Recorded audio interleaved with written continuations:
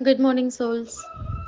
இன்னைக்கு சாங் வந்து எப்படி இருக்கு அப்படின்னா, நம்ம இவ்வளோ நாளாக வந்து நம்ம வந்து ஒரு தாட் ப்ராசஸில் இருந்திருப்போம். ஸ்கில்லு, நாலேஜு, அதாவது அறிவு, திறமை இதெல்லாம் இருக்கிறவனுக்கு தான் வந்து வாழ்க்கை வந்து நல்லாயிருக்கும். அதனால் அந்த திறமையை நோக்கி போங்க அப்படின்னு சொல்லியே தான் நம்மளை சின்ன வயசுலேருந்தே வந்து நம்மளை வந்து கொண்டு வந்திருப்பாங்க. எந்த அளவுக்கு நீ திறமைசாலியோ அந்த அளவுக்கு நீ பொழைச்சிப்ப அப்படின்னு சொல்லுவாங்க. இல்ல அறிவை வளர்த்துக்கோ அப்படின்னு சொல்லுவாங்க. இந்த 2 வச்சே தான் நம்மள லைஃப்ப கொண்டு வந்திருப்பாங்க. திருமூலர் வந்து இந்த ஒரே பாட்டுல அது எல்லாத்தையும் தவிடு பொடியாக்கிட்டாரு. அதாவது என்ன அறிவு இருந்தும் உனக்கு இறைவன பத்தி தேடுற அந்த நாலேட்ஜ் இல்ல அப்படின்னா, நீ என்ன பெரிய ஸ்கில்ஃபுல் பெர்சன் ஆனாலும் அத வச்சு உன்னால வந்து பெருசா வந்து நிம்மதியா வாழ முடியாது அப்படின்ற மாதிரியான ஒரு பெரிய கிரேட் ட்ரூத்த வந்து இதுல வந்து சொல்லிட்டாரு.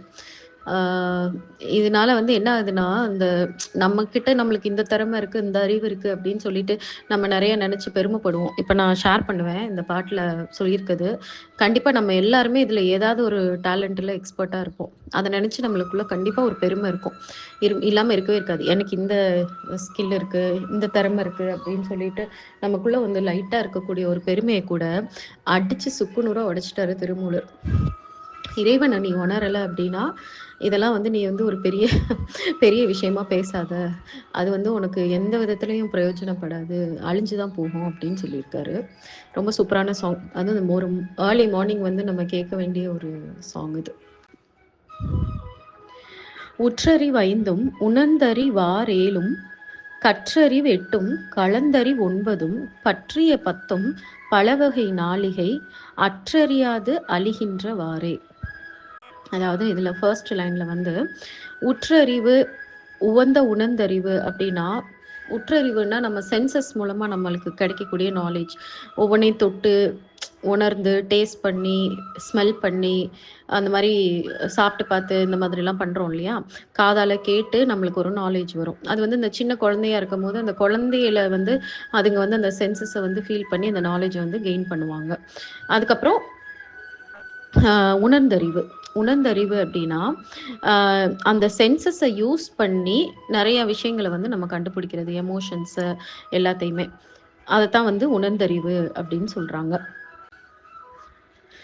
அந்த உணர்ந்தறிவுல என்னென்ன வரும் அப்படின்னு பார்த்தீங்கன்னா, அதான் அந்த சென்சஸ் பேஸ்ட் எக்ஸ்பீரியன்ஸ் ஒவ்வொன்னையும் டச் பண்ணி அது மூலமா ஒரு அறிவு. இப்ப நம்ம தீயில போய் கைய வச்சுட்டோம். தீயில கைய வச்சோம்னா அது சுடும் அப்படின்னு சொல்லி தெரியும் நம்மளுக்கு. அப்ப அடுத்த தடவ நம்ம அத பண்ண மாட்டோம். அந்த மாதிரி. நம்மளுக்கு வந்து இது இது பண்ணா நல்லாருக்கு, இது பண்ணா நல்லா இல்ல அப்படின்னு தெரிஞ்சு, அந்த நாலேட்ஜ கெயின் பண்ணிட்டு அதுக்கப்புறம் அத வந்து செய்யாம இருக்கிறது. தென் வந்து எமோஷனல் அவேர்னஸ். அ அது என்ன அப்படின்னு பார்த்தீங்கன்னா, தே கோவம் எந்த இடத்துல நம்மளுக்கு வருது, எந்த இடத்துல பொறாம வருது, எந்த இடத்துல வந்து நம்மளுக்கு வந்து ரொம்ப வருத்தமாகுது, எது பண்ணா நம்மளுக்கு பிடிக்க மாட்டேங்குது அப்படின்னு சொல்லிட்டு நம்ம எமோஷனோட அத ஐடென்டிஃபை பண்ணி அந்த அறிவ வந்து வளர்த்துப்போம் நம்ம. இது எல்லாமே வந்து அந்த சின்ன வயசுலேருந்து ஒரு ஒரு ஏஜ்லயும் நடக்கக்கூடிய விஷயங்கள் தான். அப்ப நான் சொன்ன மாரி நம்ம சோல் வந்து ஒரு ஸ்கூல்ல வந்து என்டர் ஆயிருக்கு. அது வந்து பொறந்ததிலிருந்து இந்த அறிவ வந்து ஃபர்ஸ்ட்டு ஆக்வயர் பண்ணிக்கிட்டே இருக்கு. ஒவ்வொரு அறிவா, குழந்தைங்களுக்கு சின்ன வயசுல ஃபர்ஸ்ட்டு கண்ணே தெரியாது. அ காது கேட்காது. முதல்ல அதுங்க வந்து அந்த சென்சஸ வந்து ஃபர்ஸ்ட்டு உணர ஆரம்பிக்குங்க. அதுக்கப்புறம் என்ன ஆகும், இந்த எமோஷன்ஸ ஐடென்டிஃபை பண்ண ஆரம்பிப்பாங்க. அதுக்கப்புறம் என்ன நடக்குது, மாரல்ஸ். அதாவது நம்மளையே அறியாமலே நம்ம வந்து பெர்ஃபெக்ட்டா தான் நடப்போம். அடுத்தவங்க மேல இரக்கமா இருப்போம். அப்புறம் வந்து இப்ப யாரையும் அடிச்சு அவங்கள காயப்படுத்தி கஷ்டப்படுத்தக்கூடாதுன்னு நினைக்கிறது, திருடக்கூடாதுன்னு நினைக்கிறது, இது பண்றதெல்லாம் தப்பு அப்படின்னு நினைக்கிறது, யாருமே சொல்லிக் குடுக்காமலே நம்மளுக்கு உள்ள இருந்து ஒரு மாரல்ஸ் வரும் இல்லையா?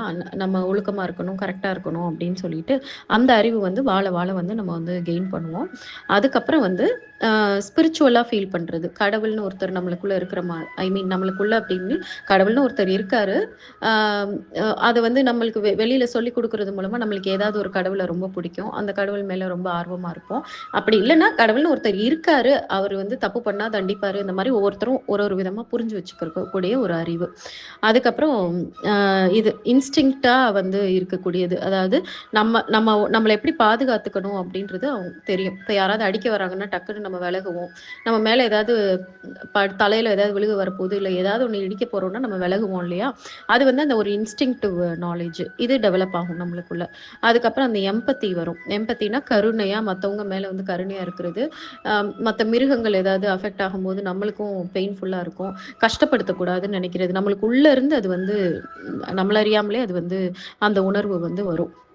அதே மாதிரி ஒரு கான்ஷியஸாக நம்ம வாழணும்னு நினைக்கிறது. இன்னைக்கு நாளை வந்து நம்ம யோசிச்சு கரெக்டாக கொண்டு போகணும், ஏனோ தானோ இருக்கக்கூடாது அப்படின்னு சொல்லிட்டு கொஞ்சம் அந்த கான்ஷியஸ் மைண்ட் இருக்கு இல்லையா, அந்த மைண்டுக்கு இம்பார்ட்டன்ஸ் கொடுத்து ஒவ்வொன்றையுமே ப்ராப்பராக பிளான் பண்ணி பண்ணுறது, ஒவ்வொன்றையுமே கரெக்டாக வந்து டிசைட் பண்ணி பண்ணுறது, ஏனோ தானோன்னு இல்லாமல் அந்த மாதிரியான நாலேஜ் எல்லாம் நம்மளுக்கு வரும். இது எல்லாமே வந்து இந்த 7 வகையான நாலேஜை தான் வந்து உற்ற அறிவு, உணர்ந்தறிவு அப்படின்னு சொல்லியிருக்காங்க. அதுக்கு அடுத்து கற்றறிவு. கற்றறிவுனா இது வந்து நம்ம வந்து எக்ஸ்பீரியன்ஸ் பண்ணணும்னு அவசியம் இல்லை. புக்கு மூலமா படிக்கிறது, யாராவது சொல்லித்தரது. நம்ம இப்போ ஸ்கூல்ஸ்லாம் நம்ம போய் படிக்கிறோம் இல்லையா, அதை தான் வந்து கற்றறிவுன்னு சொல்றாங்க. அப்போ அந்த கற்றறிவில் நம்ம மேஜராக பார்த்தீங்கன்னா 8 விதமான விஷயங்கள் வந்து கற்றுக்கிற மாதிரியான இது செட்டப் இருக்குது. இல்லை ஃபஸ்ட்டு இலக்கணம் கற்றுப்போம். நம்ம லாங்குவேஜில் எப்படி புரிஞ்சுப்போம், லாங்குவேஜை வந்து எப்படி யூஸ் பண்ணணும், எப்படி கிராமரை யூஸ் பண்ணணும்னு கற்றுக்கிறது. அதுக்கப்புறம் லாஜிக்கலாக கற்றுக்கிறது. லாஜிக்கல் வந்து அப்போ இப்படி பண்ணால் இப்படி நடக்கும், இப்படி பண்ணால் இந்த மாதிரி இதாகும்னு சொல்லிட்டு ப்ராப்பராக வந்து அந்த ஒரு ரீசனிங் எபிலிட்டியோட எக்ஸாக்ட் லாஜிக்கை வந்து கண்டுபிடிக்கிறது. இப்போ அதான் ரிடில்ஸ் எல்லாம் நம்ம சால்வ் பண்ணுவோம் இல்லையா, அதெல்லாம் எப்படி சால்வ் பண்ணுறோம், அந்த லாஜிக்கை யூஸ் பண்ணி தான் சால்வ் பண்ணுறோம். அதை வந்து கற்றுக்கிறது.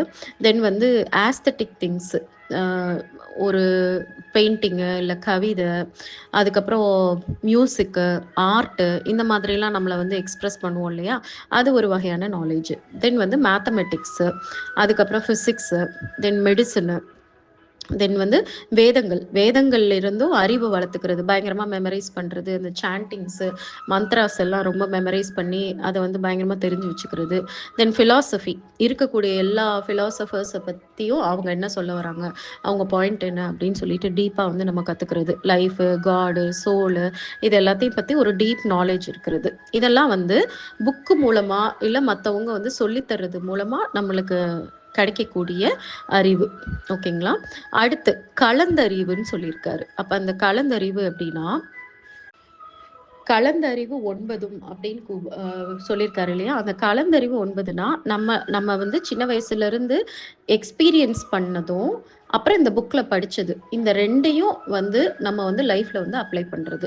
இதுக்காக தான் இப்போ ஸ்கூலில் வந்து 12th வரைக்கும் நம்மளை படிக்க வைக்கிறாங்க. அதுக்கப்புறம் ஒரு டிகிரி படிச்சுட்டு அதுக்கப்புறம் அதை ரியல் லைஃப்பில் அப்ளை பண்ணுற வேலையை வந்து நம்ம ஆரம்பிக்கிறோம். அது வந்து ஒரு ஜாபுக்கு போகிறோம்.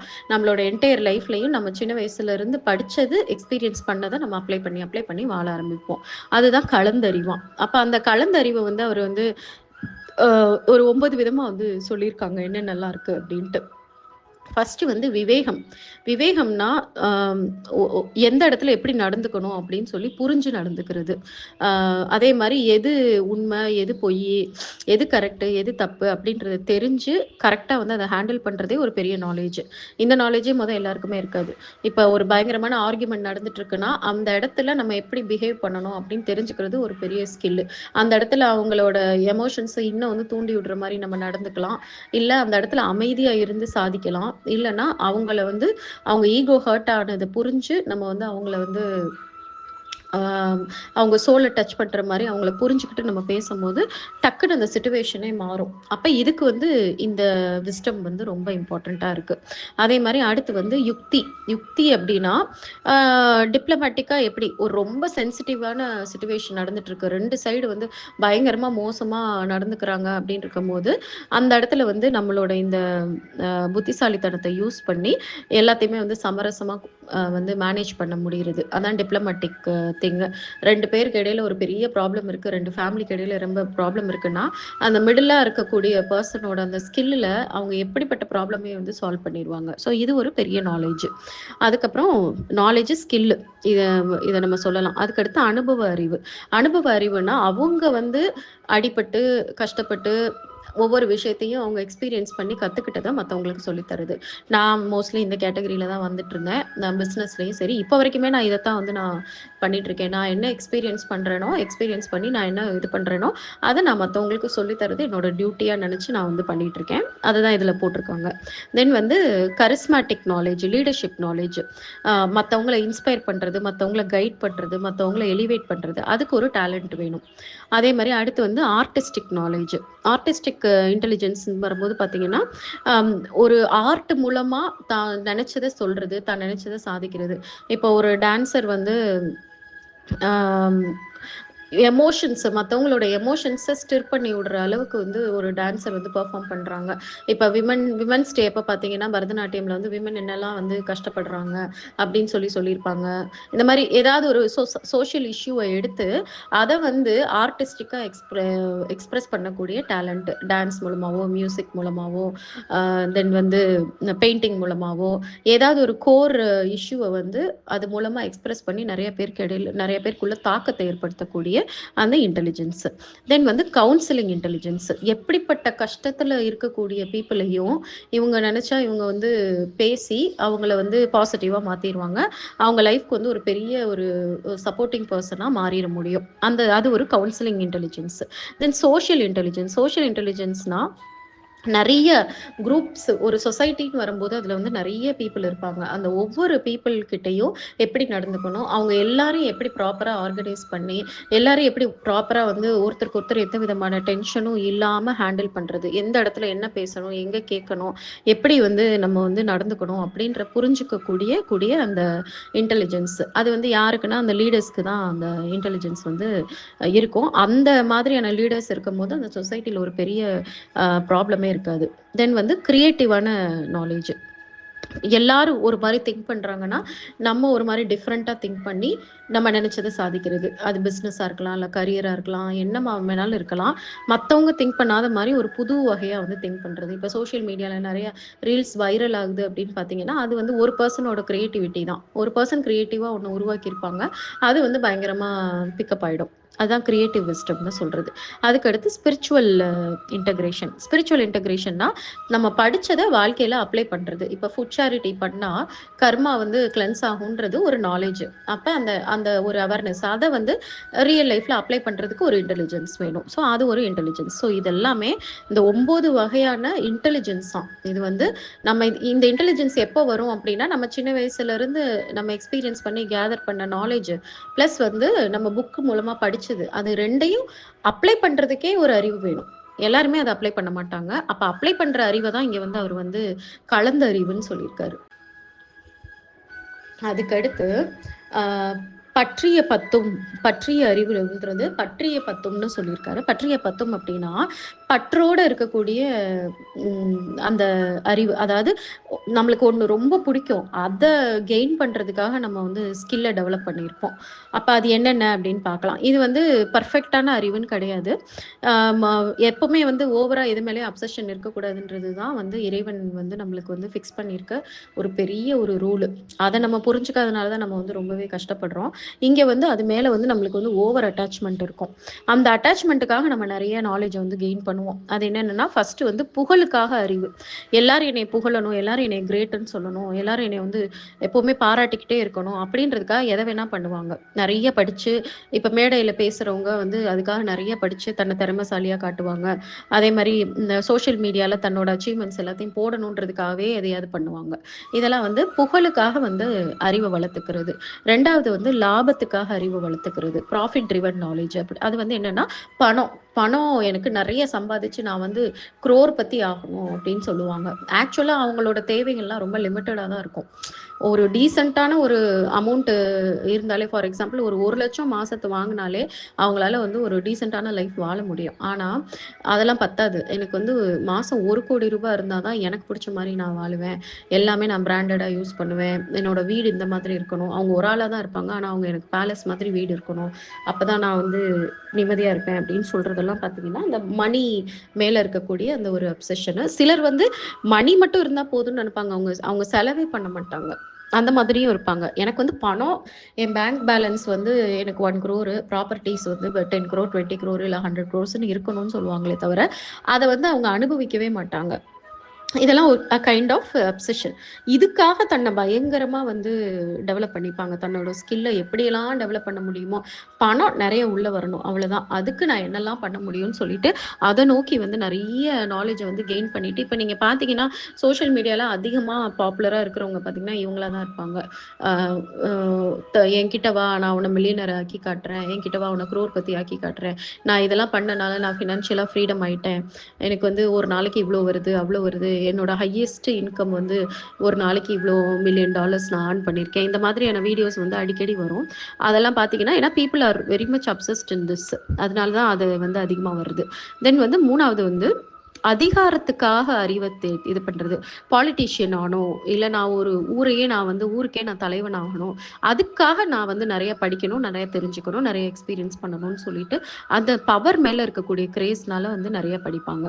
தென் வந்து இது ஈகோ, அந்த நான் தான் எல்லாரோடவும் பெருசுன்னு சொல்லணும், அப்பதான் அவங்களுக்கு திருப்தியா இருக்கும். அந்த அந்த ஈகோக்காக வந்து ஒரு அறிவை வந்து வளர்த்துப்பாங்க. பப்ளிக்கா வந்து அவங்கள வந்து கரெக்ட் பண்ணுவாங்க. நிறைய இடத்துல வந்து இல்லை நீங்க பண்றது தப்பு, நீங்க சரியில்லை அப்படின்னு சொல்லிக்கிட்டே இருப்பாங்க. அது அவங்க வேலையே அதான் தான் வச்சிருப்பாங்க. அதே மாதிரி தனக்கு ரொம்ப அதிகமா தெரியும் அப்படின்னு சொல்லி காட்டிக்கணும்னு நினைப்பாங்க. அது அவங்களே அறியாம பண்ணுவாங்க, தெரிஞ்சு பண்ண மாட்டாங்க. அது அவங்களுக்குள்ள வந்து அப்படியே எம்பெட் ஆகி இருக்கும். அவங்க செல்ஃப் ரியலைஸ் பண்ணாத வரைக்கும் அவங்களால அதை கண்டுபிடிக்கவே முடியாது. தென் வந்து போட்டிக்காக வந்து அறிவை வளர்த்துக்கிறது. ஒரே குடும்பத்துல இப்ப இது யூஸ்வலா பாத்தீங்கன்னா இந்த அக்கா தம்பி அண்ணன் தங்கச்சின்னு அவங்கவுங்க தனியா ஒரு ஃபேமிலி ஆன பிறகு ஒரு காம்படிட்டிவ் ஸ்பிரிட் வரும். இவங்கள விட நான் நல்லா இருக்கணும், அவங்கள விட நல்லா இருக்கணும் அப்படின்னு சொல்லிட்டு அதுக்காக வந்து பயங்கரமா வந்து தன்னோட ஸ்கில்லு டேலண்ட்டை டெவலப் பண்ணுவாங்க, அவங்கள விட பெட்டரா இருக்கணும் அப்படின்றதுக்காக. தென் வந்து ஃபியர் பேஸ்டு நாலேஜ், பயத்துல வந்து எதையும் வந்து தெரிஞ்சுக்கிறது. இப்ப நான் இதை பண்ணலைன்னா அவ்வளவுதான், என் லைஃப்ல இது நடந்துரும் அப்படின்னு சொல்றது. அப்ப வந்து மற்றவங்க என்னை ஜட்ஜ் பண்ணிடக்கூடாது. ஃபார் எக்ஸாம்பிள் இப்போ எனக்கு இங்கிலீஷ் தெரியல அப்படின்ட்டு மற்றவங்க என்னை அவமானப்படுத்திடக்கூடாது, எனக்கு அது அவமானம் ஆயிரும் அப்படின்னு சொல்லிட்டு அதுக்காக இங்கிலீஷை வந்து லேர்ன் பண்ணிப்பாங்க, இல்லை வேற ஒரு லாங்குவேஜை லேர்ன் பண்ணிப்பாங்க. ஒரு பயத்தில் வந்து எந்த விஷயத்தையும் பண்ணுறது, இல்லை பேட் கர்மா ஆயிரும் அப்படின்னு சொல்லி பயந்துட்டு அந்த கர்மாவை வந்து நம்ம சரி பண்ணணும்னு சொல்லிட்டு அதில் ஒரு பயத்தில் பண்ணுறதும் அது வந்து ஃபியர் பேஸ்டு திங்ஸ் தான். அந்த இப்போ மந்த்ரா படிக்கிறாங்க அப்படின்னா ஐயோ எனக்கு வந்து கெட்ட கர்மா வந்துரும் அப்படின்னு சொல்லிட்டு பண்றதும் அது வந்து ஒரு பயத்துல பண்றது தானே, விரும்பி பண்ணல. அடுத்து வந்து ரிவெஞ்ச் ஓரியன்ட் நாலேஜ், நான் இவனை வந்து வீழ்த்தியே ஆகணும், நான் வந்து இவனை இப்போ அண்ணாமலை படத்துல ரஜினி வந்து பண்ணுவார்ல, அவரோட ஃப்ரெண்டை வந்து மீறி வின் பண்ணியே ஆகணும், ரிவெஞ்ச் எடுக்கணுன்றதுக்காகவே தான் அவர் வந்து ஒரு பெரிய பிஸ்னஸ் மேனாக மாறுவார். அந்த மாதிரி யாராவது ஒருத்தவங்களை நான் வந்து ஒழிச்சு கட்டணும், இல்லை அவங்கள விட நான் ஹையாக வந்தே ஆகணும்னு சொல்லிட்டு ரிவெஞ்ச் எடுக்கிறதுக்காகவே வந்து அறிவு வளர்த்துப்பாங்க, இல்லை அவங்கள டவுன் பண்ணணும் அப்படின்றதுக்காக. தென் அடுத்து வந்து ஷோ ஆஃப் பண்ணுறதுக்காக, எல்லாரும் முன்னாடி நான் அவனை வந்து அப்படி கிரேட்டாக காட்டிக்கணும், என்னை பார்த்து எல்லாரும் அப்படி அப்படி பயங்கரமா பார்க்கணும் அப்படின்னு சொல்லிட்டு மற்றவங்க முன்னாடி நான் வந்து கிரேட்டா தெரியணும், அறிவாளியா தெரியணும், ரொம்ப ஸ்மார்ட்டா தெரியணும், ரொம்ப அழகா தெரியணும், இந்த மாதிரி எதையாவது ஒன்று வந்து நம்ம வந்து பண்ணிட்டு அதுக்காக வந்து மற்றவங்களை இம்ப்ரெஸ் பண்றதுக்காகவே நாலேஜ் டெவலப் பண்ணிக்கிறது.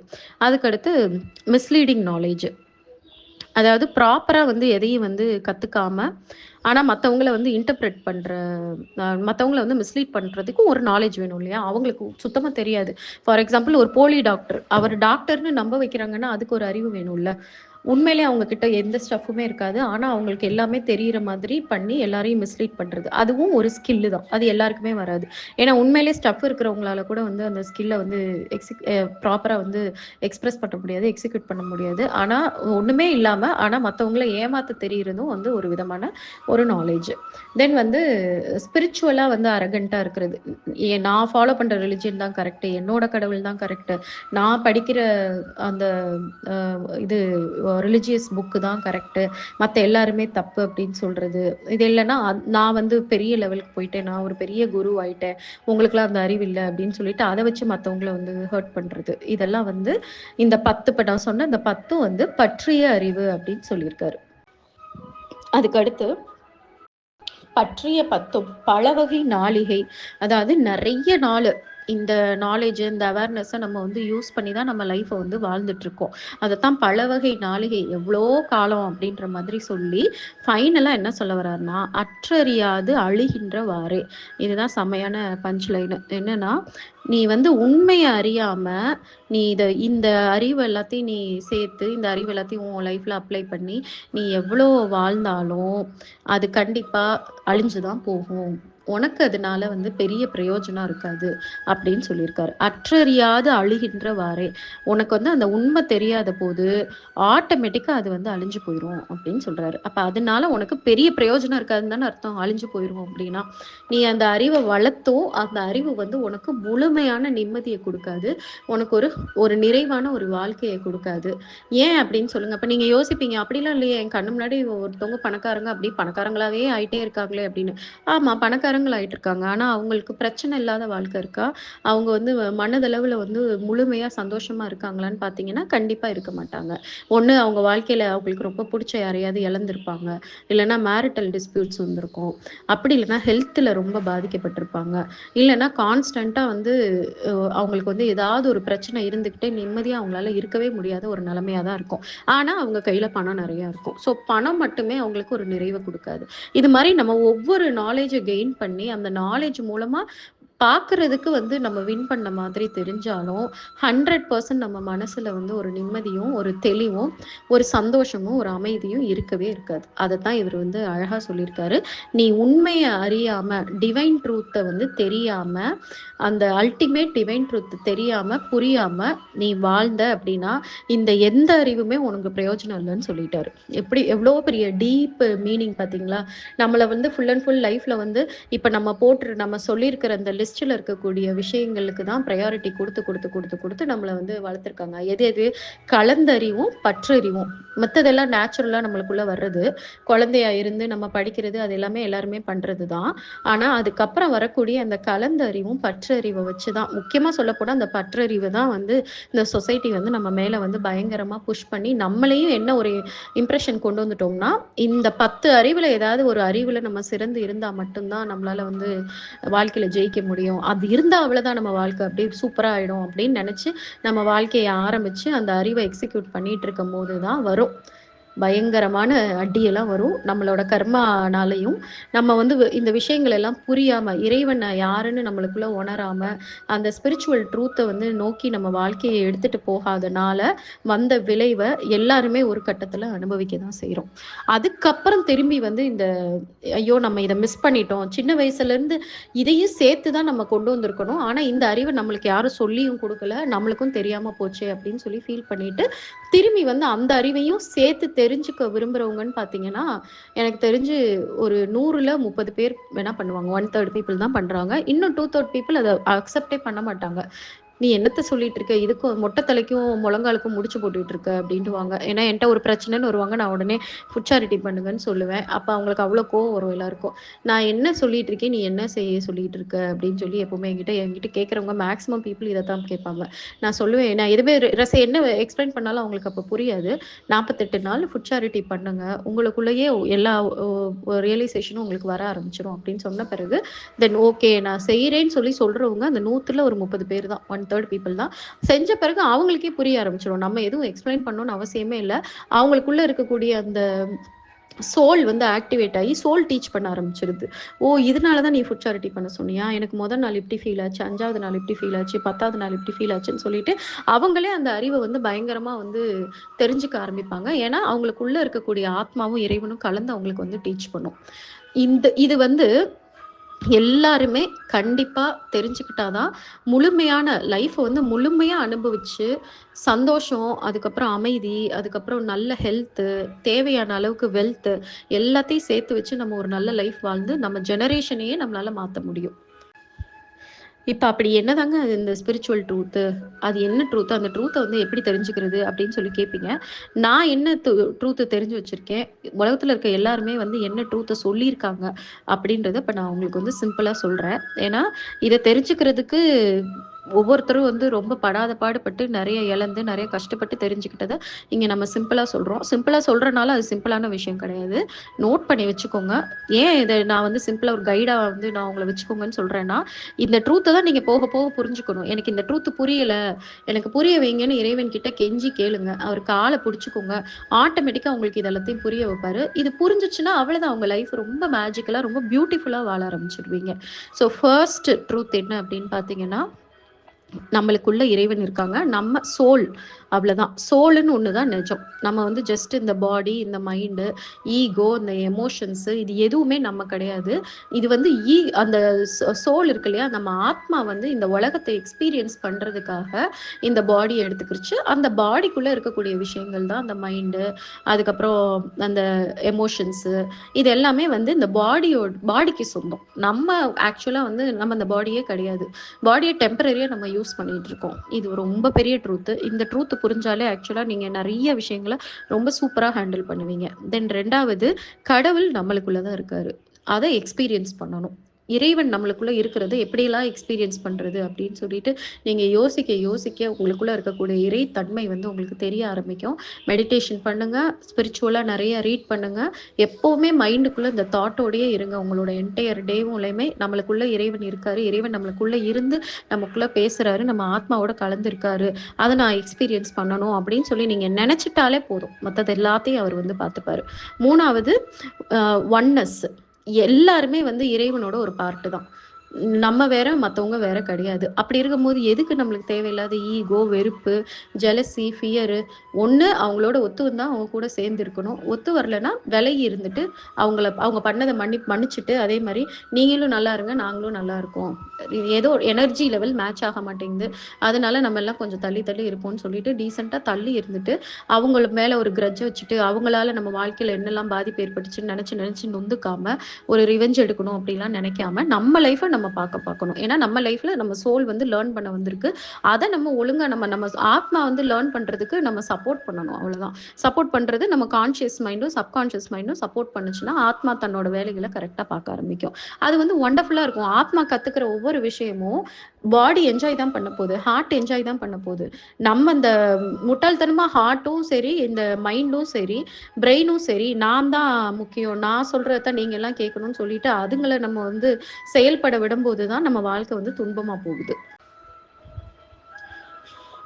அடுத்த ட்ரூத் வந்து, எதுக்காக நம்ம இந்த பிறவி எடுத்திருக்கோம் அப்படின்றது. அதை நான் எத்தனையோ தடவை சொல்லிட்டேன். நம்ம வந்து எக்ஸ்பீரியன்ஸ் பண்ணி, நம்ம அவேக்கன் ஆகி, நம்மளை பியூரிஃபை பண்ணி, நம்ம டிவைன் காட்டுற வேல்யூஸில் நம்ம வாழ்ந்து முடிச்ச பிறகு கண்டிப்பாக ஏதோ ஒரு பெரிய விஷயம் நடக்க போகுது. அதை யாராலையும் சொல்ல முடியாது, இறந்தவங்களுக்கு மட்டும்தான் தெரியும். அதனால இந்த சோலுக்கு வந்து ஒரு சூப்பரான ஒரு பர்பஸ் இருக்குது. ஆஃப்டர் டெத் இதை விட ஒரு பெஸ்ட் பிளேஸுக்கு அந்த சோல் போகுன்றது மட்டும் நம்மளுக்கு தெரியும். அப்போ அதை நம்ம உணர்ந்து நம்ம பிறவியோட நோக்கம் என்ன, இப்போ ஒவ்வொரு சோலுக்கும் ஒரு பர்பஸ் இருக்கும். அதுக்கு தான் இறைவன் என்ன பண்றாருன்னா, இந்த நாலேஜ் இருக்குது இல்லையா, இந்த நாலேஜ் எதுக்கு கொடுக்குறாரு? நீங்க கேட்பீங்க, இந்த நாலேஜ் எதுக்கு இப்ப எனக்கு தேவையே இல்லையேன்னு. அப்படி கிடையாது. ஒவ்வொருத்தரோட தனி திறமை இருக்குது இல்லையா, அந்த தனி திறமையை யூஸ் பண்ணி அந்த சோல் பர்பஸோட வாழ்க்கையை வாழணும். இப்ப எனக்கு வந்து எனக்கு நல்ல பிஸ்னஸ் வரும் அப்படின்னா, என்னோட பிஸ்னஸ் மூலமா நான் வந்து மேக்ஸிமம் பீப்புளுக்கு நல்லது பண்ணியிருக்கணும். நான் வந்து என்னோட ப்ராடக்ட் மூலமா அந்த ப்ராடக்ட் வந்து அடுத்தவங்க, இப்போ கெமிக்கல் இல்லாத ஒரு உலகத்தை நான் வந்து என்னோட ப்ராடக்ட் மூலமா நான் காட்டணும். கெமிக்கல் இல்லாமல் நீ வந்து இந்த மாதிரியான ப்ராடக்ட்ஸ் யூஸ் பண்ணியே உன்னோட லைஃப் நல்லா இருக்கும்னு சொல்லி காட்டணும். அதே மாதிரி நான் சோஷியல் மீடியாவில் நான் வந்து ஒரு ஸ்ட்ராங் பர்சனாக இருக்கேன்னா, அந்த ஸ்கில்லை யூஸ் பண்ணி நான் வந்து இந்த உண்மைகளை வெளியில் எல்லாருக்கும் தெரியப்படுத்தணும். ஃபார் எக்ஸாம்பிள், இப்போ ஒருத்தவங்க நல்லா பெயிண்ட் பண்றாங்க அப்படின்னா, அந்த பெயிண்டிங் மூலமா அவங்க கத்துக்கிட்ட உண்மையை மற்றவங்களுக்கு தெரியப்படுத்தணும். இறைவனுக்கு எப்படி பிடிக்குதோ அது மாதிரி வாழணும். டான்சர் அப்படின்னா அவங்க டான்ஸ் மூலமா அதை எக்ஸ்பிரஸ் பண்ணணும். ஸோ ஒவ்வொருத்தருக்கும் ஒரு ஸ்கில்ல கடவுள் வந்து டெவலப் பண்ணிக்க விட்டு, அந்த ஸ்கில் மூலமா தன்னோட சோல் பர்பஸை வந்து ஃபுல்ஃபில் பண்ணுறது தான் அவர் வந்து ஃபோக்கஸ் பண்ணுவார். நீ அந்த சோல் பர்பஸை ஃபுல்ஃபில் பண்ணும்போது ஆட்டோமேட்டிக்காக நீ இருக்கிற எல்லா வெல்த்தையும் அட்ராக்ட் பண்ண தான் செய்வேன். ஏன்னா இங்கே எல்லாருக்கும் கன்ஃபியூஷன் என்னன்னா, நான் பாட்டுக்கு இப்படி போயிட்டேன்னா எனக்கு காசு பணம் எப்படி கிடைக்கும்? அதெல்லாம் கிடைக்காது. பிஸ்னஸ்னா சேல் எப்படியாவது வந்து ரெவன்யூ இன்க்ரீஸ் பண்ணுறதுக்கு 10 பொய்யை கூட சொல்லி தான் அந்த பொருளை விற்கணும், அதானே கரெக்டு அப்படின்னு சொல்லி கொண்டு வந்திருப்பாங்க. அதுதான் வந்து இல்யூஷன்றது. நீ உன்னோட சோல் பர்பஸை ஃபோக்கஸ் பண்ணு. ஒரு தரமான பொருளை கொடுத்து அது கூடவே வந்து நீ என்ன கற்றுக்கிட்டு, இப்போ நாங்கள் எல்லாருக்குமே எங்களோட கஸ்டமர்ஸ் எல்லாருக்கும் சொல்கிறது என்னென்னா, டெய்லி ஃபுட் சேரிட்டி பண்ணுங்க. ஏன்னா பேசிக் திங் அதுதான். அதை அவங்க பண்ண ஆரம்பிச்சாலே ஆட்டோமேட்டிக்காக அடுத்தடுத்து வந்து இறை ஞானம் அவங்களுக்கு வந்துடும். நம்ம வேற எதுவும் சொல்லணும்னே இல்லைன்றனால டெய்லி ஃபுட் சேரிட்டி பண்ணுங்க அப்படின்றத மறக்காம வந்து நாங்கள் சொல்கிறோம். அதே மாதிரி ஃபுட் சேரிட்டி பண்ணால் ஒரு ப்ராடக்ட் ஃப்ரீன்ற மாதிரிலாம் நாங்கள் கொடுக்க ஆரம்பிச்சிட்டோம். பிகாஸ் அந்த பிஸ்னஸோட பர்பஸ் வந்து இறைவன் வந்து அதை தான் வச்சிருக்காரு அப்படின்னு சொல்லி நாங்கள் அண்டர்ஸ்டாண்ட் பண்ணிக்கிட்டோம். அதே மாதிரி என்னோட ஸ்கில் இதுதான் அப்படின்னா, என்னோட ஸ்கில்லை நான் எப்படியெல்லாம் வந்து மற்றவங்களுக்கு பிரயோஜனப்படுத்த முடியுமோ அந்த மாதிரி நான் பண்ணிக்கிட்டே இருப்பேன். சேம் டைம் என்னோட தேவைகளும் அழகாக பூர்த்தி ஆகிக்கிட்டே தான் இருக்கும். ஒரு பிஸ்னஸ்னால் இப்படி தான் பண்ணணும்னு ஒரு விதி இருக்குது. அந்த மாதிரி நான் பண்ணும்போது ஆட்டோமேட்டிக்காக என்னோட தேவைகள் எல்லாமே வந்து இறைவன் வந்து பார்த்துக்கிறாரு. அப்போ இது பார்க்கும்போது ரொம்ப மேஜிக்கலாக நடக்குது. அதே மாதிரி ஒருத்தருக்கு வந்து எழுத்து திறமை ரொம்ப இருக்குது அப்படின்னா, அந்த எழுத்து திறமையை யூஸ் பண்ணி தன்னோட ஆத்மாவுக்கு ஒரு பர்பஸ் வந்து கடவுள் கொடுத்துருப்பாரு. அந்த பர்பஸை நம்ம ஃபுல்ஃபில் பண்ணணும். ஒருத்தவங்களுக்கு வந்து நல்ல வந்து புக் எழுத வரும் அப்படின்னா, அந்த புக் எழுதுறது மூலமாக அவங்க தெரியப்படுத்தணும். ஒருத்தவங்களுக்கு கதை நல்லா எழுத வரும் அப்படின்னா, அந்த கற்பனை கதைகள் மூலமா வந்து அவங்க வந்து மற்றவங்களுக்கு வந்து ஒரு விழிப்புணர்வை ஏற்படுத்தணும். இதை வந்து அவங்களோட பர்பஸா கண்டிப்பா வைக்கணும். அப்ப அதனாலதான் வந்து கடவுள் வந்து அந்த அறிவை வந்து வளர்த்துக்கிறதுக்கு நம்மளுக்கு வந்து கொடுக்குறாரு. இதை நம்ம உணர்ந்துட்டாலே ஒண்டர்ஃபுல்லா இருக்கும் லைஃப். கண்டிப்பா நம்மளை வந்து கஷ்டப்பட கடவுள் விடவே மாட்டாரு. அடுத்து நம்மளை வந்து உயர்த்திக்கிட்டே இருப்பாரு. ஆனா இதை புரியாம அவங்களாவே ஒரு பயத்துல போயிட்டு, ஐயோ இதெல்லாம் நம்ம பண்ணோம்னா நம்ம வாழ்க்கையில வீணா போயிருவோம்னு நினைக்கிறதுனால மட்டும்தான் நம்ம அந்த துன்பத்துக்குள்ளேயே சுத்திக்கிட்டு கிடக்கும். அடுத்த 5வது முக்கியமான ட்ரூத்து, இறைவன் கிட்ட முழுமையா சரணடைகிறது. எல்லாமே இறைவன் தான் பண்றாருன்ற பிறகு நம்மளுக்கு எதுக்குங்க ஈகோ, நம்மளுக்கு எதுக்கு நான் பெருசு நீ பெருசுன்னு பேசுறது, நம்மளை அப்படியே பெருசா நினைச்சுக்கிட்டு அடுத்தவங்களை வந்து கஷ்டப்படுத்துறது, எல்லாமே நம்ம திறமையில தான் நடக்குதுன்ற மாதிரி நினைக்கிறது.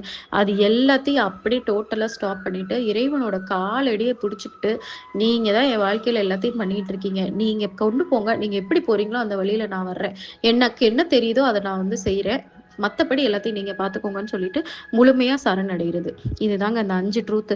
இப்ப நான் சொல்ற அளவுக்கு அந்த ட்ரூத் எல்லாம் ஈஸி கிடையாது ஃபாலோ பண்றது. இந்த இந்த 5 ட்ரூத்ல ஒரு ட்ரூத்தை நம்ம கண்டுபிடிச்சு, ஒரு ட்ரூத்தை நம்ம ரியலைஸ் பண்ணி, அந்த ஒரு உண்மையை உணர்ந்து நம்ம வாழ்க்கையை எடுத்துட்டு போறதே பெரிய பெரிய சாதனை. அவ்வளோ பெரிய சாதனை. எல்லா ஆத்மாவும் இந்த 5 ட்ரூத்தையும் உணர்ந்து வாழ்றதும் கிடையாது. அதே மாதிரி தெரிஞ்சுக்கிட்டா கூட அதை வந்து அப்ளை பண்ணக்கூடிய அறிவும் கிடையாது. இதுல ஏதாவது ஒண்ணு கரெக்டா புரிஞ்சுக்கிட்டா கூட போதும். இதுதான் வந்து திருமூலர் வந்து சொல்லியிருக்காரு. நீ இந்த உண்மையை உணர்ந்து வாழலை அப்படின்னா, நீ என்ன அறிவை நீ கெயின் பண்ணியோ அந்த அறிவு வந்து உனக்கு வந்து எந்த பிரயோஜனமும் இருக்க போறது கிடையாது. அப்படி இல்லைன்னா அந்த அறிவு கொடுத்துருவாரு கடவுள். என் கெஸ் படி என்ன நடக்குதுன்னா, அந்த அறிவு கிடைச்சிரும்.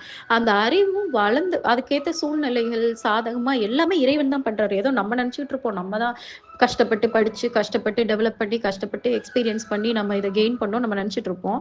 ஆனா அதுக்கேற்ற சாதகமான சூழ்நிலையை கொடுத்தது ஃபுல்லா இறைவன் தான் அப்படின்னு சொல்லி நம்மளுக்கு தெரியாது. ஸோ அந்த அறிவை கெயின் பண்ண பிறகு எனக்கு தெரிஞ்சு வந்து கடவுள் வந்து நம்மளுக்கு ஒரு கன்சிடரபிள் டைம் தர்றாரு.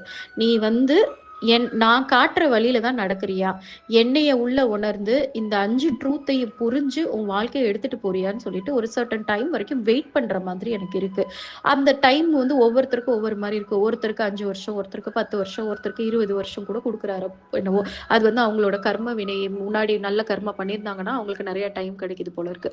ஆனா அந்த டைம்குள்ளார அவங்க வந்து அதை வந்து ப்ராப்பரா புரிஞ்சு அதை எடுத்துட்டு போல அப்படின்னா, அதுக்கப்புறம் அந்த அறிவு வந்து அவங்களுக்கு வந்து குறைஞ்சிருது.